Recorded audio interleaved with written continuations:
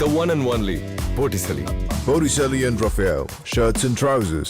அமெரிக்க அதிபர் டிரம்புடன் பிரதமர் நரேந்திர மோடி தொலைபேசியில் உரையாடி இருக்கும் நிலையில் இரு நாடுகளுக்கும் இடையிலான உறவு வரும் நாட்களில் எப்படி இருக்கும் என்று விளக்குகிறார் வரலாற்று ஆய்வாளர் பெர்னார்ட் டி சாமி. அவருடன் நமது செய்தியாளர் பாலவெற்றிவேல் நடத்திய நேர்காணலை பார்க்கலாம்.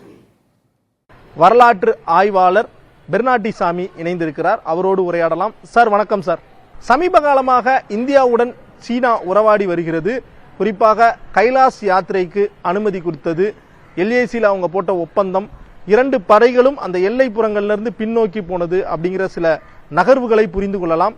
ட்ரம்பின் வருகை இந்தியா சீனா இடையே நெருக்கத்தை ஏற்படுத்தியுள்ளதுன்னு நீங்க கருதுறீங்களா? சமீபத்தில் இந்தியாவும் சைனாவும் இப்பொழுது அவர்களுடைய உறவை வலுப்படுத்த ஆரம்பித்திருக்கிறார்கள். எல்லையில் பதட்டம் குறைந்திருக்கின்றது.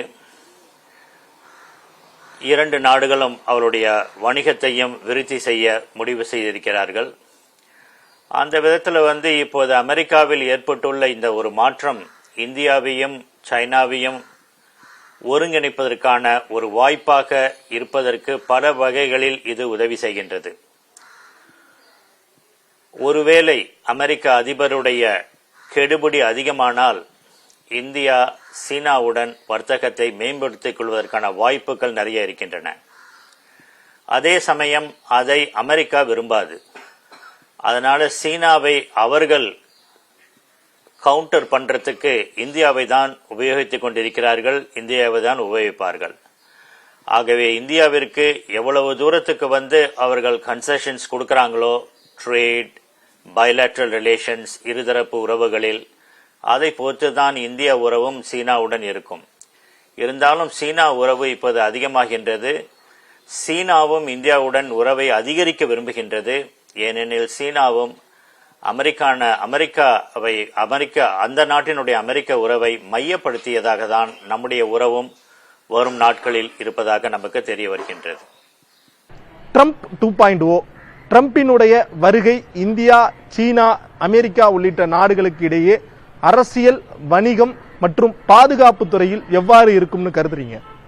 2 நாட்டுக்கும் இருக்கக்கூடிய வர்த்தக உறவுகளோட வர்த்தகத்தினுடைய மதிப்பு ஒரு $118 பில்லியன் இருக்கின்றது. இதுல ஒரு $30 பில்லியன் நம்ம பார்த்தோம்னா கிட்டத்தட்ட $32 பில்லியன் இந்தியா ஒரு சர்ப்ளஸ், ட்ரேட் சர்ப்ளஸ் அப்படின்வாங்க. அப்படின்னா நம்ம அதிகமாக நம்ம ஏற்றுமதி செய்கின்றோம். இந்த ஒரு நிலையில அவர் இந்த மாதிரி இந்தியாவிலிருந்து வரக்கூடிய பொருட்கள் அதிகமாக இரு நாட்டுக்கும் இருக்கக்கூடிய அந்த வர்த்தக உறவில் இந்தியாவிற்கு அதிகமாக இருப்பது, அமெரிக்கா குறைவாக இருப்பதை அவர் விரும்ப மாட்டார்.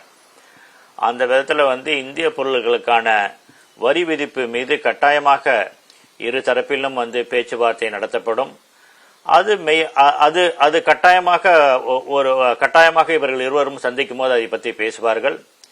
அதே சமயத்தில் வெளியுறவை பொறுத்த வரைக்கும் இந்தியாவை இந்தோ பசிபிக், அந்த குவாட் என்று சொல்லக்கூடிய அந்த ஒரு அமைப்பை இன்னும் வலுப்படுத்துவதற்கான வாய்ப்புகள் அதிகமாக இருக்கின்றன.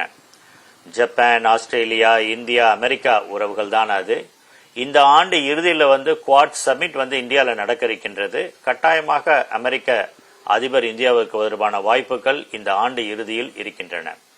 ஆகவே தொடர்ந்து நாம் பொறுத்திருந்துதான் பார்க்க வேண்டும் இரு நாட்டு உறவுகளும் எப்படி வலுப்படுகின்றன என்று. பார்ட்டி வேர்னாலும் ஐ ப்ரிஃபர் Botticelli. எங்க இருந்தாலும் நம்ம ஸ்டாரா தெரியணும் இல்லையா? வெரைட்டியான கலர்ஸ், நியூ டிசைன்ஸ், அதுக்கு மேல ஸ்டார் லுக்.